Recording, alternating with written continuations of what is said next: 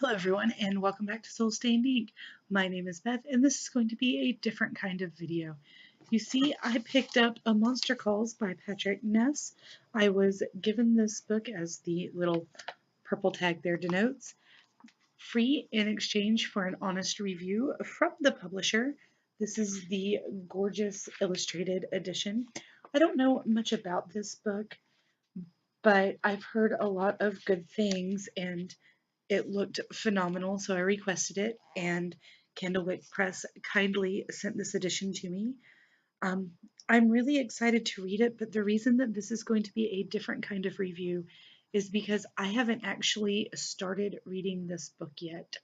So I'm going to talk to you for a minute about the part I did read, which is the author's note, and then I'm going to save it, turn it off, and come back when I've finished and talk to you a little more about what I actually read in the story itself. However, the author's note just really got to me, and I think I found one of my new favorite writer's quotes within it. So I never realized that this book was inspired by Sibin Dowd. Um, for some reason, I've looked at it and it says idea from, but I just kind of thought that maybe they had talked about it a lot and he was, honoring somebody who had helped him through it, or she'd given him the idea and didn't want to write the book or whatever. But then at the very beginning of the author's note, it says, I never got to meet Siobhan Dowd. I only know her the way most of the rest of you will, through her superb books. 4 electric young adult novels, 2 published in her lifetime, 2 after her too early death. If you haven't read them, remedy that oversight immediately. This would have been her 5th book. She had the characters, a premise, and a beginning. What she didn't have, unfortunately, was time. When I was asked if I would consider turning her work into a book, I hesitated. What I wouldn't do and what I couldn't do was write a novel mimicking her voice. This would have been a disservice to her, to the reader, and most importantly to the story. I don't think good writing can possibly work that way. But the thing about good ideas is that they grow other ideas. Almost before I could help it, Siobhan's ideas were suggesting new ones to me, and I began to feel that itch that every writer longs for, the itch to start getting words down, the itch to tell a story. I felt and feel as if I've been handed a baton, like a particularly fine writer has given me her story and said, go, run with it, make trouble. So that's what I tried to do. I only had a single guideline, to write a book I thought Sivan would have liked. No other criteria could really matter. Now it's time to hand the baton on to you. Stories don't end with the writers, however many started the race. Here's what Sivan and I came up with, so go, run with it, make trouble. I'm tearing up. I've never read any of her books, I don't think. I've never read anything by Patrick Ness, but that author's note, I'm tearing up having read it to you. If this book is anything like this author's note, I'm going to be gushing in the second half of this video. Yeah. And incidentally, my new favorite quote is, go, run with it, make trouble. I'll be back in a minute.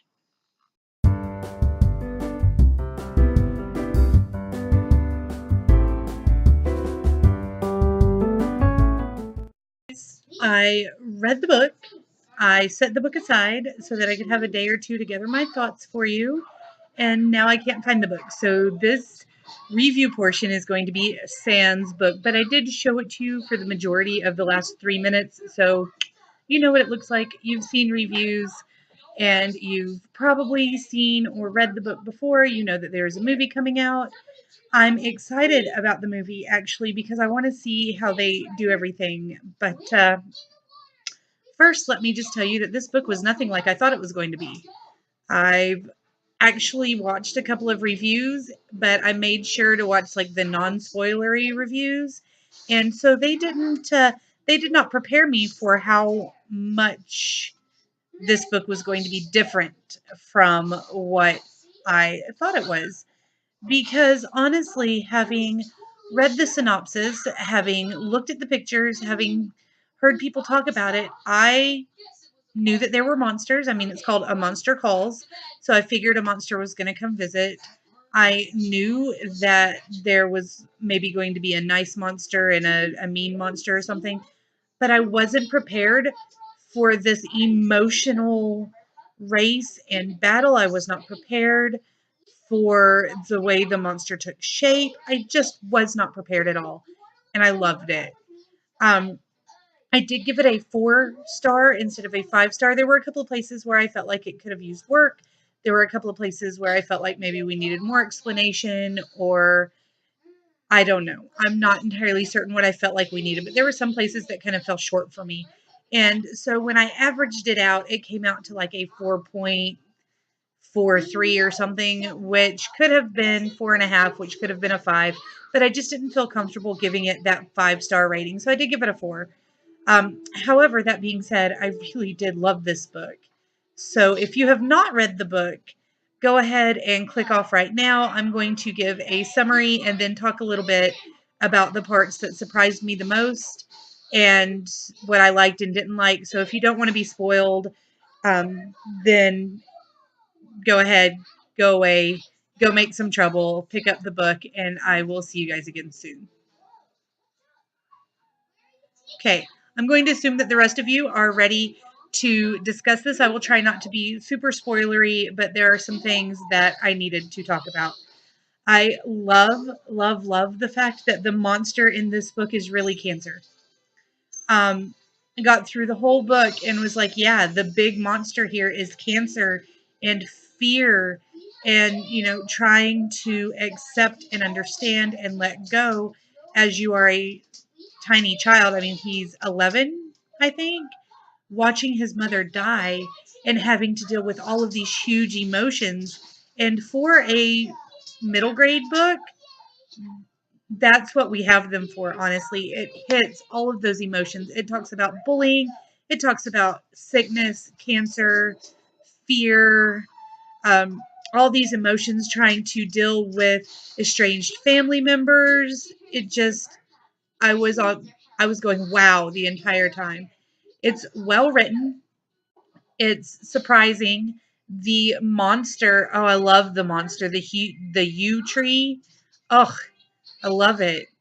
It's a scary monster. It's this huge tree, but the monster is taking care of him. He's threatening him and he's scary, but he's still taking care of the boy who called him. And they have a camaraderie that happens. And I just really, really loved that. Now, some things I didn't like about it. I did not like the portrayal of his school. Now, I understand that some schools are like that, and I could really see some of my students and even some of the other teachers and staff that I have worked with over the years in these teachers. So it's not like he made just a terrible, it's not like Miss Trunchbull from Matilda is in there. I mean, this is how people would act, but it's not how I would act. So it bothered me because I understand your mom's dying. We know your mom's dying, but I would still punish the child, maybe not as harshly, but I definitely wouldn't be like, well, in your situation, I'm going to, step back, because obviously this child is crying out and needs somebody to do something. I would offer to talk to him. I would offer to help him, but I would also be like, I understand that you're hurting, but you know what you did, and you wouldn't typically act like this, so I can only assume that you want punished, and you're going to get punished. Here you go. Also, the fact that so much bullying was going on and nobody said anything, and nobody turned them in except for, what was her name? Lily, maybe? I don't remember the girl's name, but she told, and then she got in trouble for it. And that, I understand that happens, but I didn't like that. I did like the portrayal of friendships and how I believe his name is Connor. Like I said, I don't have the book next to me, so I'm not 100% certain, but I really liked how he kind of pushed everyone away, because that's exactly what happens.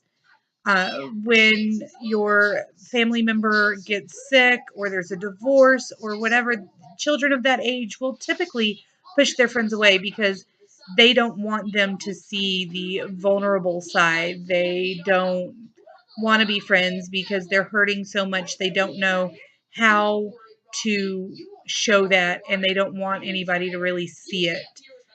The Father in America, I actually thought that was really funny. They kept coming back to the way the accent was and the different words, and I appreciated um, how they were talking about that.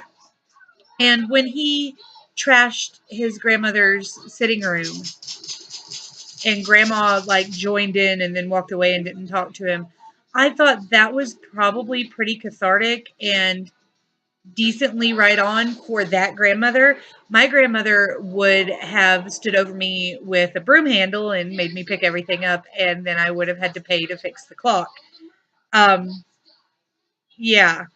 But I think on the whole, the relationships were portrayed really well. And I loved the addition of the 3 stories from the monster in the story itself, so that we had life and then we had the monster came and it was time for the first tale, the second tale, the third tale.